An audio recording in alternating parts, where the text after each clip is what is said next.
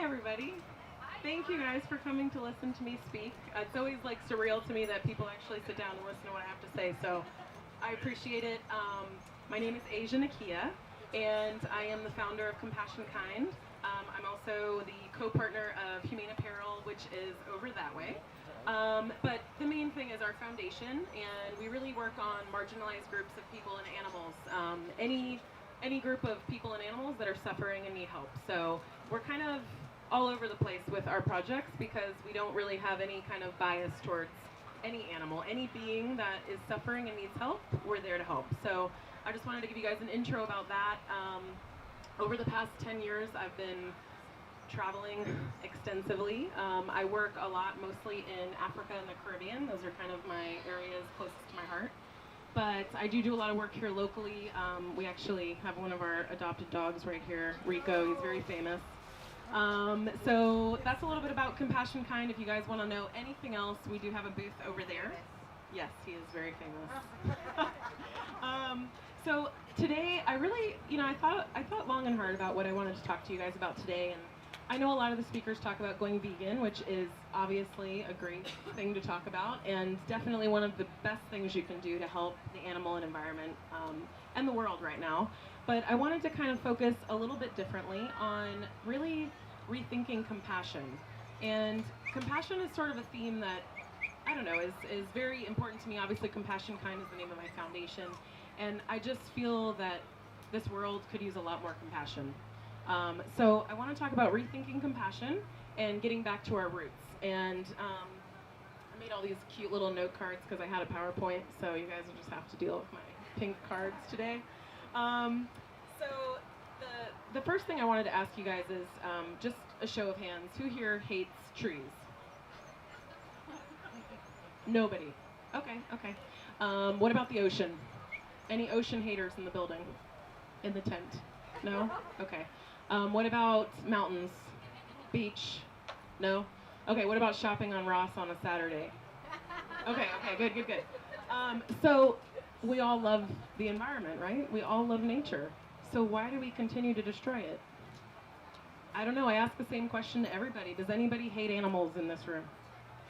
No, we all love them. Innately, all of us have compassion in us, and all of us love nature, and all of us love animals. So I always ask myself, well, where did we go so wrong? Where did we get to where we are right now, where we have disasters every week, where climate change is changing the face of the environment, we're losing indigenous species every single minute. While we're sitting here, we've probably lost 4 amphibians and 3 insects that we'll never know how important they are to us. So that's kind of what I want to talk about today a little bit. It's getting back to human nature. And what does human nature mean? Anybody have an idea of what human nature definition?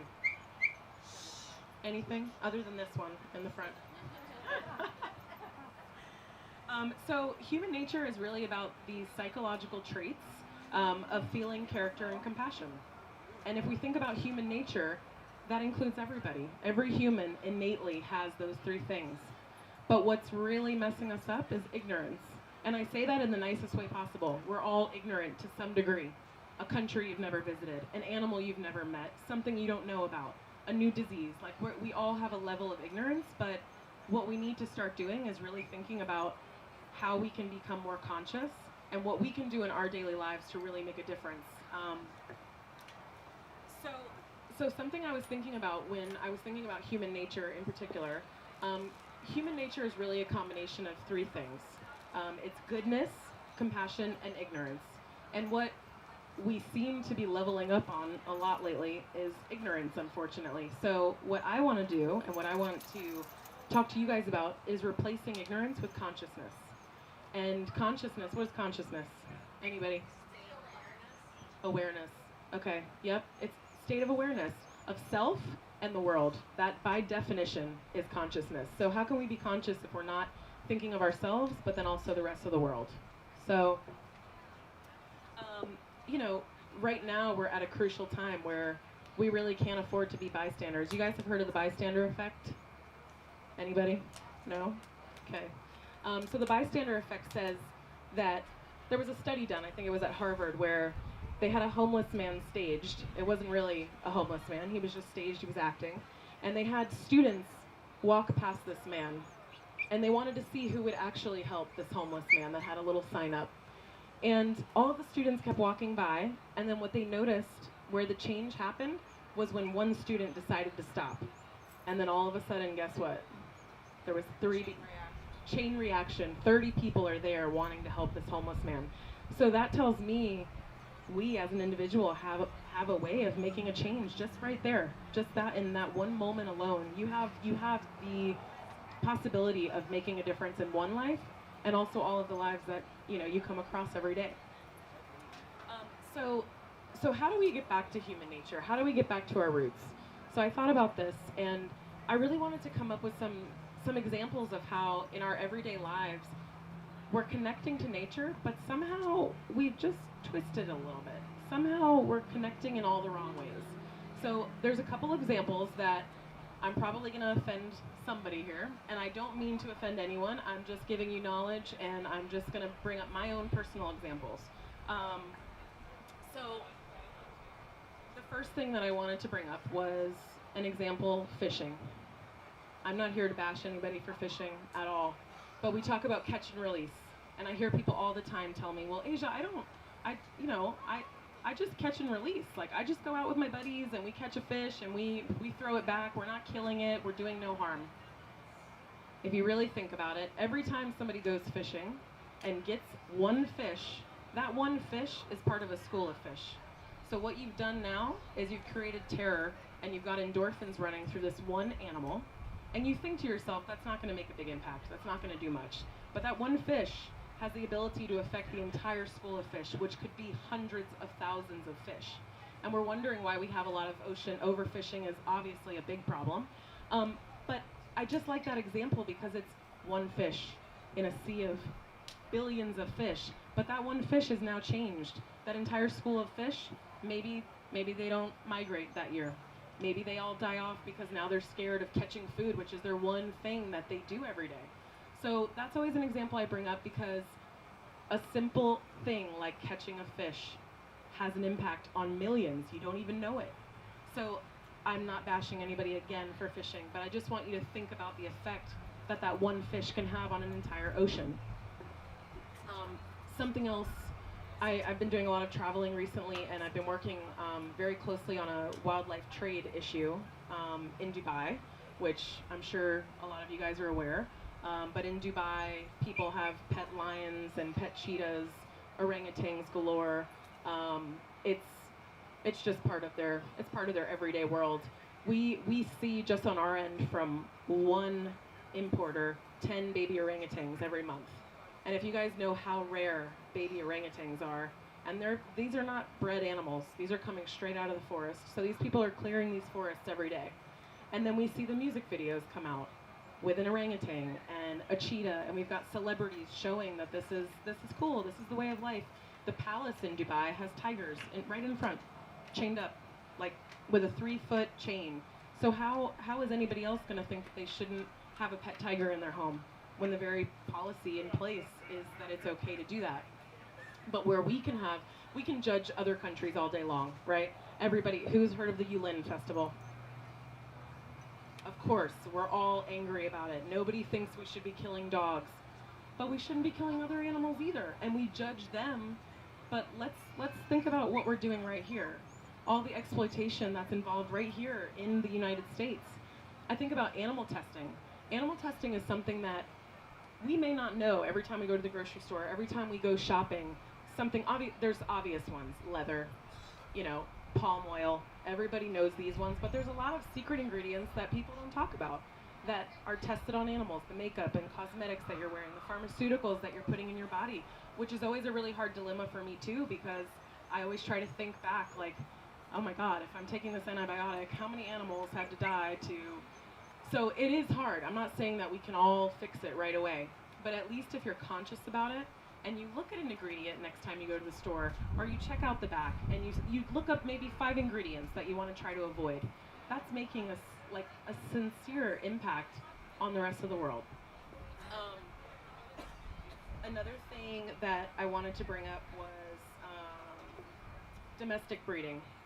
So Obviously, everybody's adopt, don't shop now, most people. But we haven't seen puppy mill numbers go down. So I don't know what's happening, but there's still puppy mills everywhere, still breeding animals.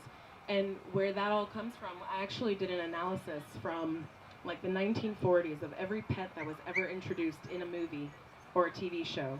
And that's actually where the breeds got their popularity, where people wanted a Lassie dog, where people wanted a Wishbone dog, where all these new breeds of dogs, we've actually created that ourselves. So every time we, think about wanting a pug or these animals that are specifically bred for us to enjoy, that's really not something that we should be doing. We can stop that. We don't have to buy animals online. We don't have to go to pet shops and buy exotics. As much as we love them, we're actually doing more harm than we are doing good. And that's always been a hard thing, because even as a kid, I would go into a pet store and I would go crazy. I would want the lizard, like 5 fish. I'd go home with like 3 mice, all kinds of animals. But I'm thinking to myself, well, if I keep supporting that demand, they're just going to keep filling those cages with more and more animals. So these are things that I think about every day, that I'm just going to a store trying to do something regular, pet stuff, I go to PetSmart and I see like 25 animals that I want to adopt, because I'm so sad that they're stuck in those cages and I want to do something. But that's not, it's not going to actually do any good. I'm just bringing another animal into the cage. We think a lot about Yulin Festival, where thousands of dogs die within a 10-day period of time. But we're killing billions by the billions of animals. I just the other day, I was driving back from Las Vegas and I wasn't there for fun, trust me. No gambling was involved. But I was driving back and I passed 3 semi-trucks with pigs in them. And again, I'm not here to bash anybody for what they eat, but even from 3 lanes of traffic over, I saw into every single one of those animals' eyes, and every single one of them had fear. Every single one of them had a tear in their eye. Every single one of them knew that they were going to die, like that's where they were headed. So factory farming not only is obviously going back to being vegan, it's wonderful, but I'm not telling you all to go vegan today. I'm not. I'm vegan, but I don't push that.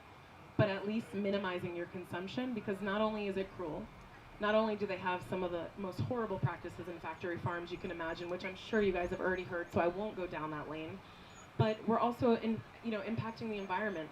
You have to think about these countries in Africa that are giving up all of their land and all of their natural resources, people that actually depend on the land every single day and the water resources.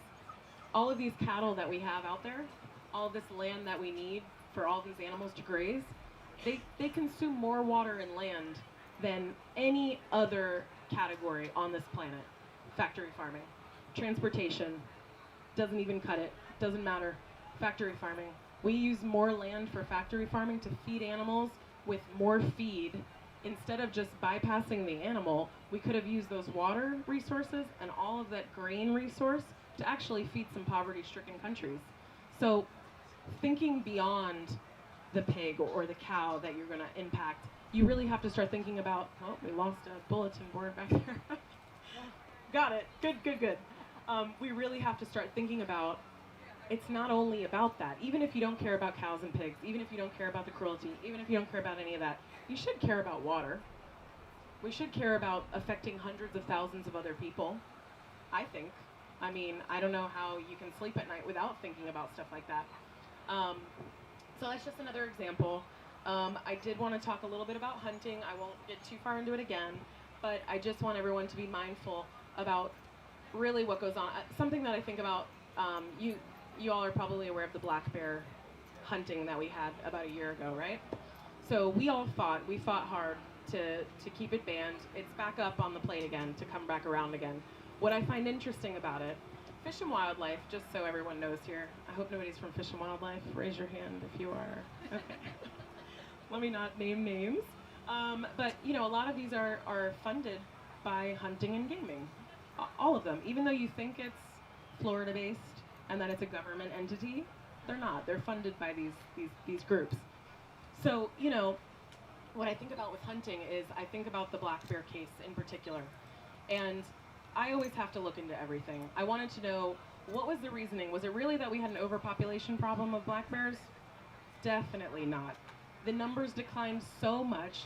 They killed all mothers and lactating mothers and cubs. I had a friend of mine, I was unable to be there, but he photographed and videoed the entire thing. And every single one of those animals was a mother or with cubs. They pulled them out of their dens. I mean, it was a massacre. It was one of the most horrific things I've seen. And that's right here in Florida, right here. And we as constituents have an opportunity to say that we don't want that to happen. But what gets me about the black bear thing is now I saw some statistics like 3 months ago that black bear was on the decline. I'm like, interesting. I wonder why it's on the decline since we killed 348 of them last year. So, you know, you have to be aware, and I go back to consciousness. When you see these things and you're like, okay, maybe it's okay that we kill 300 black bears this year. There's an overpopulation problem. Clearly, Fish and Wildlife has stated that this is an issue. We should be doing something about it. But really do your homework. Really, really look into it and think if that's really what's really going on. Because we have an impact at least to our as a constituent and as somebody in the state of Florida, you can do something locally. So if you guys see the black bear thing come back on, please sign the petitions. Please reach out to your congressman. They do listen. And that's something that you can do to live a more compassionate life right here in Florida. Another thing I was going to talk about was entertainment, obviously, but I don't think anybody here is going and anybody here riding elephants or holding baby tigers? Okay, all right, good. None of that. I actually met somebody a year ago, and she told me she was going to Thailand to ride the elephants, like to my face. And I was like, let me sit down for a second, like, this is still happening? Like, that was her sole purpose for going to Thailand, just to ride elephants. And I was like, oh God, help me. Like, how am I gonna talk to this lady? How am I gonna figure this out? So I took a deep breath and I was like, okay. And I was like, you know, like these animals are kept on chains, very, very terrible lives. They deal with back sores, all kinds of spinal issues. Like it's just not a good life. And she was like, I don't care. I'm just going with my friends and we just want to ride elephants. And I was like, okay, there's those people that I can't talk to about it. Really? He's upset about the elephant riding too. So don't ride elephants and don't ride dogs. They can hang out with me, that's fine, I don't mind. But anyways, these are just a couple of examples of things that are going on that you guys have an opportunity to do something about. Even if you don't go vegan, even if you just want to cut out animal testing, it's doing something. And so getting back to the beginning of what I was talking about, being more awake and being more conscious and thinking about our actions on a daily basis, getting back to human nature and eliminating that third element, which is ignorance. Something that I also wanted to bring up was getting back to nature is also getting back to our roots and getting back to indigenous cultures. If we look back in time at indigenous cultures, Native Americans had it all right. Native Americans, I can't say enough good things about their principles for the environment and how important the environment was for them. They appreciated every land, water, every buffalo that was killed, everything was used, and they had to. And that's the connection to nature that we need to get back to. That's where we got lost somewhere along the way. We started going to circuses and zoos because we wanted to see elephants. We started buying pugs and poodles because they're the cutest little dogs and they are adorable. But we started doing all these crazy things that really, if you go back and you think about it, even when I think about fishing, why does anybody like to fish? Like, anybody have why do you like to fish if you fish? I just threw you under the bus. No, but I know, I'm just kidding. But, okay, all right. No, but if you really think about it, they're not going fishing because they want to be cruel. Like, let's think about this. Nobody's going out today on their boat and they're like, let me go hurt some fish. I just want to be mean. Nobody does that. Everybody likes being on a boat. We're in Florida. You want to be in the sun. You want to enjoy boating. Like, I get it. I understand it. But why not go snorkeling? Like, why not jump in the water and see a million fish instead of just catching that one that you get to see? Like that, I try to think of the psychological gratification of catching that one fish. I can understand it. I get it. You're out there all day. You've got your bait out there. You're trying to see it's a challenge. You're going to see what kind of fish you can pull out. But I don't know. Why not go out on the boat, have some beers? Yeah, right? Have some Coronas. I mean, that's exactly. So those are all the fun components. I don't think it's the actual fit. I just don't. I don't know. Somebody can correct me if I'm wrong. But I think it's the experience. I think it's being out on the boat. I think it's being out in the sun, getting a tan, and having beers and being with your friends. I think you should just grab some snorkel gear and jump in and see all the fish you can. Why not? So it's just, it's things like that. This is my brain. This is how I think. But I just share it. Maybe it's something that will, spark with somebody. But back to the indigenous cultures. There is something I wanted to share with you. There's something very beautiful that I found a couple weeks ago. The Maori people in New Zealand. I didn't know anything about them. It's an indigenous group of peoples. They have a saying. It's called Kaitia Kitanga, and it means to guard and protect nature for future ancestors. And I was like, oh, this is good. Like, that just made so much sense to me. Like, I resonated with it so much because, we're trying to protect ourselves to live our own livelihoods right now. But what about the ancestors that have yet to come? Like, what about the people in 200 years? What about the children in 200 years? What kind of rivers and lakes, what kind of fish are we leaving behind for them? Are they going to know what an orangutan is? Are they going to know what a polar bear is? I don't know. Maybe we'll have some new species come around, but we're killing everything off. So I think about that saying a lot, and it just makes me every day think about what can I consciously do that's going to protect the environment for the future generations, not even for me to enjoy, but people in 200 years to enjoy. So, the Buddhists definitely have this down. I mean, do no harm.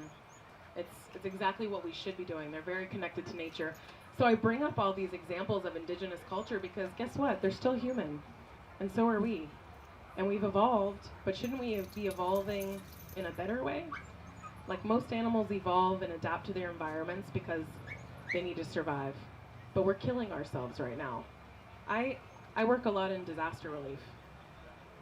I started maybe 5 years ago. In the past year, every other week, I'm at a disaster. Every other week, there's a fire, there's an earthquake, there's something somewhere. These hurricanes, this hurricane that just happened in the Bahamas, how it stood, I've never in my life seen a hurricane just sit. It sat on top of the Bahamas for 24 hours. 24 hours. These are super storms, things that we're not even aware of. And what makes me even more sad about it is the people that are usually impacted by it is who? The poor, poverty-stricken countries usually. Now, I will say the Bahamas was not biased. A lot of people with a lot of money also got their houses wiped out. But I will tell you guys about an area that you're not going to hear on the news that I work in right now. It's called Marsh Harbor. It's in the Abacos Islands, and I don't know what the latest death toll is in Bahamas right now. Does anybody know what the last number is? 34, I think. In one area alone, 3,000 people died. I was there. I was pulling bodies. I was doing the work on the ground. And an entire area of Haitians, of course. The Haitian communities are always getting the backlash of every storm. Anywhere that they run to, somehow they end up at, the eye of the storm. So, again, like, this is something on the news. They don't want to talk about it. They're going to talk about a death toll of 34, where I personally know for a fact at least 3,000 people died in Marsh Harbor. There was a population of 10,000 in one area. The entire area is flat, and 3,000 people died, and nobody's talking about that. But these are the kind of disasters and situations that we're creating, that climate change is creating. And if we don't believe in climate change yet, I don't know. I mean, I've never had to deal with so many disasters. I was just at a fire in California. Then there was an earthquake in Puerto Rico. The next day was another tropical storm. Like, I can't even keep up anymore with disaster relief because it's just too much. So we're at this crucial point where we have to do something. We have to stop. Like, we have to figure out how to get off this tipping point where we're really just gonna, perish at some point. But the thing is that the earth will fix itself. But I don't know about us. I don't know about us, and I don't know about animals. But I know Mother Nature, like, she'll grow her trees back. She'll figure it out. Like, everything will work out. But for humans and animals, we're not that lucky. We have to figure out how to figure this out and be more conscious in our daily activities and what we're doing. So I have, like, way too many cards left. This is bad. I went on a tangent here. But anyways, getting back to compassion and getting back to the environment. Um, I really just wanted you guys to think about being more compassionate in your daily lives. How can you have more sympathy and empathy towards other beings? And it's an easy thing to do. We think it's difficult, but you can do one thing a day that you can think about next time you shop. Like, find something that's not hurting animals in the jungle. Maybe pick one day a week that you're not going to eat meat. That's fine. That's okay. Not everybody has to be vegan 7 days a week. It would be great. It would be wonderful. But if you can at least minimize your impact, that's doing something, and you should be proud about that. And you shouldn't feel bad about it. You know, you don't ever let anybody make you feel bad about what you're doing. Like, we all have a way that we get to a certain level. We all have a progress. When I started, I was vegetarian for most of my life. We ate fish growing up, and then I started eating chicken in middle school because all the dance moms would just bring Chick-fil-A bags, and we just ate chicken, and I was always hungry, and so I ate chicken. And so I ate chicken through middle school and high school, and then I gave it up in college, and then I went to it was like a animal rights convention in Tallahassee, and I met a woman there that she ended up being a very good friend of mine, and she was like, I thought I was amazing because I was vegetarian. I thought that was like awesome, just being vegetarian. And boy, did she school me that day. She was like, "Are you eating eggs?" And I was like, "Yes, but there's no animal." She's like, "No, no, no, honey, let me tell you about the eggs." And I was like, "Okay." So she schooled me on that. And then she's like, "What about cheese?" And I was like, "Oh man, I love cheese. Like, you can't take cheese away from me. I'm Italian. Like, we need cheese." And she's like, "Let me tell you about the dairy farm cows." My life was ruined from that day forward. Officially ruined. And this was 11 years ago. We had no good cheese. I don't care what anybody says. That soy cheese 10 years ago, awful. Awful. And my mom swears that I used to like Rice Stream ice cream. Does anybody remember Rice Stream ice cream? No. Nope. Now we have Ben & Jerry's. We have Breyers. Like, you know what I'm talking about. And good cheese. I should be getting paid for that marketing. But it's changing, you know, we have more options now. But back then I was like, oh man, my life is done for. Without cheese, I can't survive. But I adapted, and I got used to it. So anyways, I won't keep you guys too much more. I want to leave time for questions. But I just really wanted us to just get back to our roots and think about where we came from and where we started and how close we were to nature and how we're still trying to be close to nature, but we've just gotten a little lost along the way. We've gotten a little off track. So if we can think about ways that we can bring it back and we can really just start to protect the environment and really think about our actions on a daily basis, I think we're all going to live a lot happier and healthier life. So that's really it. And I truly believe that one random act of compassion really has the ability to change a life, you know? So if you guys can keep that in mind, help a homeless person, help a dog you see, help a dog that's running down the road. Even if you're 5 minutes late for work, it's not going to kill you. Your boss is going to forgive you, I promise. So that's all I have to say about that. And I'll let you guys ask questions, anything that you guys want, or even if you want to talk about something that I said about fishing, maybe that offended somebody, or hunting. Like, please ask me any questions you want. I'm not easily offended, so I'm here. Yes. Where's the glasses? I don't have a question, but I do have a comment. I want to thank you for waking up my compassion bone. You're welcome. It is a physical part of the body. We're learning now. Physicians have been talking about it the last year. Compassion. I like it. Thank you. Thank you for that. Anybody else? Yes. What made you start Compassion Mind? Oh, that's a good question. So when I did my last master's, I was kind of in a weird place. I was actually, can you believe this girl right here, like, ran marketing departments and wore a suit? Yeah, not now. I clearly didn't have a sleeve, and I clearly didn't have locks. But yeah, I actually used to run a lot of the agencies locally here in the Tampa Bay area. I used to market for places like McDonald's. Oh yes, oh yes. Dollar Thrifty rental car. Not my proudest moment, but it's okay. But yeah, I started realizing that all of these brands were horrible, and I didn't want to work for them anymore. So I went back to school, and I really wanted to focus on global sustainability and how we can bridge the gap between people and animals. That's really like my area, what I'm interested in. So I picked my thesis, and I decided that I wanted to go to Africa. Africa has been a place I've always had close to my heart since I was a kid. I've always been fascinated by the animals. So I was like, you know what? I'm going to do this. I'm going to use this as my excuse to go to Africa. And I was in Malawi and Botswana for about 4.5 months, living out in the bush. And I ran into a lot of nonprofits and a lot of NGOs and a lot of conservationists and a lot of people that I put on a high pedestal most of my life. And then I realized where most of the money was going. I started trailing back on research projects and where funding was. And I realized that most of the money wasn't going anywhere that it needed to be going.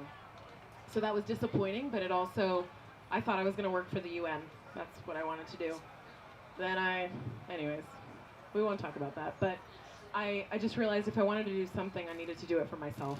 So I founded Compassion Kind so that way I knew where every single donation dollar was going, and I didn't have to think twice about it. And I knew it was going to the projects that I wanted it to go to. So that's why Compassion Kind exists. Yeah. Anybody else? Yes. Talked about catch and release and Yes. how fish can inform the other fish in nature. Mhm. But also, the fish is damaged by the hook. 100%. And often Yep. cannot eat. You are on point. The death sentence. It's a very slow death for them, yeah. There's no way you can really catch a fish effectively to where their livelihood isn't going to be affected. So I will probably be like pinned to the wall for saying this as a vegan, but I'd almost rather you catch it and eat it than catch and release it. I know that makes me a terrible vegan for saying that, but I'm with you. You know, if you can at least minimize the suffering, that's always what gets me is the suffering. I can't do suffering. And that's exactly what that does. So thank you for bringing that up. It's a very slow death for them. So I'm with you. Very good point. Yeah. Oh, thank you. Thank you. I appreciate that. Yeah, so sometimes people, like Compassion Kind, I know it kind of is not a weird name, but it doesn't always go together, but what it stands for is compassion for all kind. And I always think about humankind and our innate nature of being good. You know, we're all born with the possibility of being good and compassionate. So that's why Compassion Kind has that name. Anybody else? Yes. It's a question of keeping domesticated animals like dogs and cats that are carnivorous. I mean, in any supermarket, you see aisles and aisles of dog food. Yeah. Lamb, chicken, Yes. cow, beef. What do you say about that? You know, it's a tough question. So I run an animal shelter in Puerto Rico, right? I am vegan. And I was at a Veg Fest I think it was Sarasota Veg Fest last year, and somebody asked me a question, and I was like on the spot, it made me a little nervous, but she said, well, do you feed your animals vegan dog food? And I said, well, no, but we also just only get donations, so whatever we get is donated, and you know, I can't afford to buy a V-Dog all day. But it is a tough question. I'll tell you, my animals at home, personally, they haven't gone vegan yet. My animals, I won't buy lamb, beef, or bison, any of that, but I do buy chicken-based products for my dogs and my cats. I try to keep them away from seafood just because of all the mercury and all the issues, but I think when you think about most of that meat that's being used is a byproduct of the meat that's already being consumed for human use. So your impact is a little bit less, but it's a tough one. And I think about it. I feel guilty. I know I'm contributing to some chicken dying because I had to feed my dog today. And it messes with me, but I don't feel, I have a lot of special needs dogs, and I'm not at a point where I feel 100%. The research isn't 100% there for me. I have friends that swear by it. Their dogs are all vegan and they're living their best life, and I think that's great. But I'm not there yet, but I go slowly. We do a lot of veggie snacks and some, here and there, but it is a good point. It is a very good point. Definitely something to think about. Yeah. Anybody else? Oh, Sorry. I tried vegan dog food with my dogs. Yeah. My cat. They didn't like it. I mean, you know, at the end of the day, they are carnivores. Cats are carnivores. So when I think about it, you know, people, there's, you know, the arguments of us being carnivores or herbivores, like, what are we? We can evolve. We can use protein in many different ways in our body. We're physiologically much different digestive system than animals in a lot of ways, other than being the closest to herbivores. That's our digestive tract. So yeah, it's not a perfect science. It's not. I mean, but like I said, thankfully it's usually a byproduct of the human consumed. But I've been trying to like just cook my own dog food too, which is even worse for me because I'm like, I don't want to cook anything, but then I know. It's a catch-22. I'm with you guys. I go through the same struggle. It's hard. I order freeze-dried dog food. Yeah. I have like a veggie loaf that I get for them, and they've been really liking it. But like I said, I do, you know, free-range chicken, but I try. It's the best you can do. With the information you have, the best you can do. That's what I always say. So, you know, that's the way I live my life, and I'm not a perfect vegan. I'll say it out loud. Not a perfect vegan on any given day, and I will gladly tell everybody that because you can't be perfect. There's a day that you're gonna need doxycycline. It's gonna happen. You're gonna have a cold. You're gonna need some amoxicillin. Hate to tell you guys, not vegan. But if you can make an impact on other scales, you know, you have a weight system. You know, you get points here, you lose some points here, but at least you're doing something. So that's the way I try to think about it, and the way that I don't make myself completely insane overthinking it. So, yeah. Apropos of this discussion, the saying comes to mind, don't let perfection be the enemy of good. Oh, I love that. Can you say it? Did everyone hear him? Say it. I'm going to mess it up. Say it one more time. The expression, don't let perfection be the enemy of good. Yes, don't let perfection be the enemy of good. Spoken by my friend over here. That's 100% it. I get so upset. Sometimes I come to these things and there's a lot of vegans, and I have like a small following on Instagram, and I'm in the vegan world, and sometimes I see things and I just bite my tongue. Because if you and I get attacked too from my foundation, you know, because I feed my animals and I'm not 100%, you know, with my shelter dogs. Like, I get it. I get the comments. People get mad at me when we have fundraisers sometimes that are at restaurants that aren't all vegan. But I'm like, if I keep having fundraisers at all vegan restaurants, who's my audience? Who am I talking to? Like, why would I want to talk to all the vegans at the restaurant when I could be at a place like Chili's that might have one vegan option and I can tell everyone to eat that? So you have to really think about it, and I agree. You can't be perfect. So many people, they're like, well, I couldn't do this and I couldn't do this part. I'm like, so do the rest. The rest was great.